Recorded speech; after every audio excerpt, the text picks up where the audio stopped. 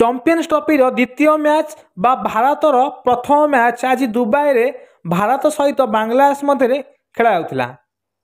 Toss जीति बांग्लादेश प्रथम batting निष्पत्ति नहीं।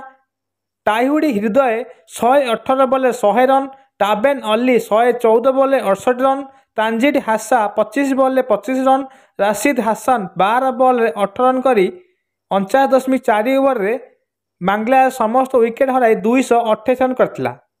सेहीपरि बोलिंग रे भारत मध्य कमाल करथिला। मोहम्मद शामी 10 ओवर बोलिंग करी 53 रन देई 5 विकेट नेथिला बेले हर्षित राणा 7.4 ओवर बोलिंग करी 31 रन देई 3 विकेट नेथिले। अक्षर पटेल 9 ओवर बोलिंग करी 43 रन देई 2 wicket नेथिले।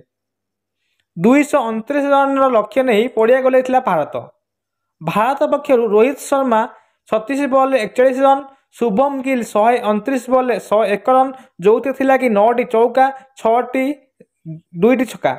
Virat Kohli 38 ball 22, Shreyas Iyer 17 ball 15, Axar Patel 12 ball 8, K L Rahul 47 ball खेली 41 रन सहायतार भारत हाथ में 6 विकेट रखी 46.3 ओवर 231 रन कर मैच को जीति नहीं।